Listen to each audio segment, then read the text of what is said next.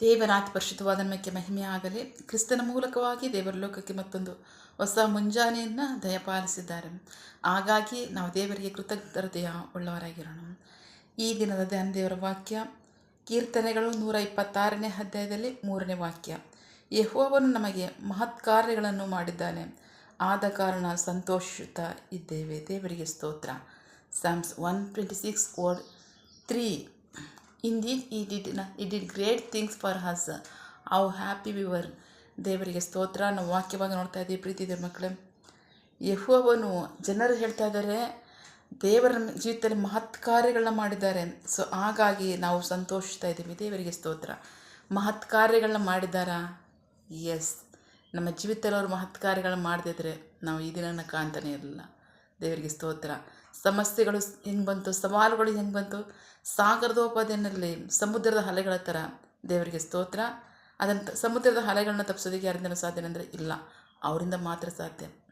ಆದರೆ ಅದನ್ನು ಅದು ಹೇಗೆ ಮನುಷ್ಯನನ್ನು ಮೀರಿ, ಮನುಷ್ಯನ ಸಾಮರ್ಥ್ಯವನ್ನು, ಶಕ್ತಿಯನ್ನು, ಬಲವನ್ನು, ಜ್ಞಾನವನ್ನು ಮೀರಿ ಅದು ತನ್ನ ಕಾರ್ಯವನ್ನು ಮಾಡುತ್ತೋ, ಹಾಗೆ ಕೂಡ ಸಮಸ್ಯೆಗಳು ನಮ್ಮ ಜೀವಿತದಲ್ಲಿ ಬಂತು. ದೇವರಿಗೆ ಸ್ತೋತ್ರ.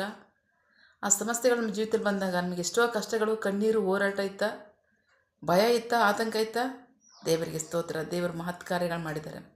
ನಮ್ಮ ಒಳ್ಳೆಯ ಕಾರ್ಯಗಳು, ನಮ್ಮ ಸುಕೃತಿಗಳನ್ನ ನೋಡಿ ಅಲ್ಲ, ನಮ್ಮ ದೀನಾವಸ್ಥೆಯನ್ನೇ, ನಾವು ತಗ್ಗಿಸ್ಕೊಂಡ ರೀತಿಯನ್ನೇ, ನಾವು ಬೇಡಿಕೊಂಡ ರೀತಿಯನ್ನೇ ನೋಡಿ ನಮ್ಮ ಜೀವಿತಗಳಲ್ಲಿ ಮಹತ್ ಕಾರ್ಯಗಳು ಮಾಡಿದ್ರಲ್ಲ. ದೇವರಿಗೆ ಸ್ತೋತ್ರ. ಕಳೆದ ವಾರವೆಲ್ಲ ನಮ್ಮನ್ನು ಹಾಗೆ ನಡೆಸಿದ್ದಾರೆ, ಕಳೆದ ದಿನಗಳೆಲ್ಲ ನಮ್ಮನ್ನು ಹಾಗೆ ನಡೆಸಿದ್ದಾರೆ, ಕಳೆದ ಆಯಸ್ಕಾಲವೆಲ್ಲ ನಮ್ಮನ್ನು ಹಾಗೆ ನಡೆಸಿದ್ದಾರೆ. ಆಮೇಲೆ ಈ ದಿನ ನಾವು ಅವರಿಗೆ ನಂಬಿಗಸ್ತರಾಗಿ ಕೃತಜ್ಞತೆಯನ್ನು ಸಲ್ಲಿಸೋಣ, ಸ್ತೋತ್ರಗಳನ್ನು ಸಲ್ಲಿಸೋಣ, ಸ್ತುತಿ ಸ್ತೋತ್ರಗಳನ್ನ ಸಲ್ಲಿಸೋಣ.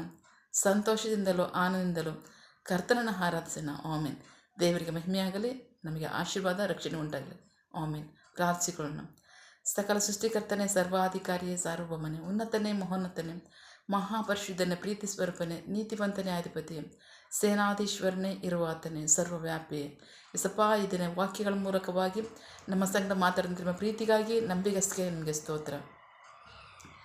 ನಮ್ಮ ಜೀವಿತಗಳಲ್ಲಿ ಸಮಸ್ಯೆಗಳು ಎಷ್ಟೋ ಸಾಗರದೋಪಾದಿಯಲ್ಲಿ ಸಮುದ್ರದ ಅಲೆಗಳ ಥರ ಅಪ್ಪಳಿಸಿದ್ರು ಸಹ ಭಯ, ಆತಂಕ, ಹೋರಾಟ, ಕಷ್ಟಗಳು ನಮಗೆ ಎದುರಾಗಿ ಇಷ್ಟೇ ಜೀವಿತ ಅಂದಾಗಲೂ ಸಹ ದೇವರೇ, ನೀವು ನಂಬಿಗಸ್ತರಾಗಿ ನಮ್ಮನ್ನು ಕನಿಕರಿಸಿ ನಡೆಸಿದಂಥ ನಿಮ್ಮ ಪ್ರೀತಿಗಾಗಿ ನಿಮಗೆ ಸ್ತೋತ್ರ.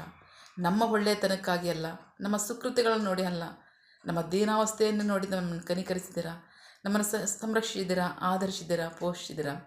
ಇವತ್ತು ಸಹ ನಾವು ನಿಮ್ಮ ಸಮ್ಮುಖದಲ್ಲಿ ನಿಂತ್ಕೊಳ್ಳೋ ಥರ ಮಾಡ್ತೀರಾ, ಅದಕ್ಕಾಗಿ ಸ್ತೋತ್ರ. ಮುಂದೆ ಸಹ ನಮ್ಮ ಜೀವಿತಗಳಲ್ಲಿ ನಂಬಿಗಸ್ತರಾಗಿ ನಡೆಸ್ತೀರಾ, ಅದಕ್ಕಾಗಿ ಸ್ತೋತ್ರ. ಆ ಒಳ್ಳೆಯ ಕಾರ್ಯವನ್ನೇ, ಆ ನಂಬಿಗಸ್ತಿಕೆಯನ್ನು ನೋಡಿ ನಾವು ನಿಮಗೆ ಕೃತಜ್ಞತಾ ಸ್ತೋತ್ರವನ್ನು, ಸ್ತುತಿ ಸ್ತೋತ್ರಗಳನ್ನ ಸಲ್ಲಿಸ್ತೇವೆ. ನಿಮಗೆ ಮಹಿಮೆಯಾಗಲಿ, ನಿಮ್ಮ ಜನರಿಗೆ ಆಶೀರ್ವಾದವಾಗಲಿ. ಆಮೇನ್. ಪ್ರಾರ್ಥನೆ ಕೇಳಿದ ಪ್ರೀತಿಗಾಗಿ ನಿಮಗೆ ಸ್ತೋತ್ರ. ಆಮೇನ್. ನಿನ್ನ ಜನರು ಕೈ ಮಾಡ್ತಕ್ಕಂಥ ಕೆಲಸವನ್ನು ಆಶೀರ್ವದಿಸು, ಅವರ ಅವಶ್ಯಕತೆಗಳನ್ನ, ಅಗತ್ಯಗಳನ್ನ ಪೂರೈಸು, ಕೊರತೆಗಳನ್ನ ನೀಗಿಸು. ಆಮೇನ್. ಯಾವ ಕಾರ್ಯದಲ್ಲಿ ಅವರು ನಿರೀಕ್ಷೆ ಉಳ್ಳವರಾಗಿದ್ದಾರೆ, ಆ ಕಾರ್ಯದಲ್ಲಿ ತಕ್ಕ ಸಮಯದಲ್ಲಿ ನಿಮ್ಮ ಚಿತ್ತಾನುಸಾರವಾಗಿ ಅದನ್ನು ಹೊಂದಿಕೊಳ್ಳಿ. ಆಮೇನ್.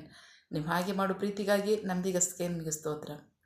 ನಮ್ಮ ಪ್ರಾರ್ಥನೆ ನೀವು ಕೇಳಿದ್ದೀರಾ, ಅದರಂತೆ ನಡೆಸ್ತಿರೋದಕ್ಕಾಗಿ ಸ್ತೋತ್ರ. ನಮ್ಮ ಪ್ರಾರ್ಥನೆಯನ್ನು ನಮ್ಮ ರಕ್ಷಕನಾದ ಯೇಸು ಕ್ರಿಸ್ತರ ಅತಿ ಪರಿಶುದ್ಧವಾದ ನಾಮದಲ್ಲಿ ಪ್ರಾರ್ಥಿಸಿ ನಿಮ್ಮ ಪಾದಗಳು ಸರಿಸಿ ನಾವು ಬೇಡುವಂತಿದ್ದೇವೆ ನಮ್ಮ ಜೀವನ ತಂದೆ. Amen. God bless you all.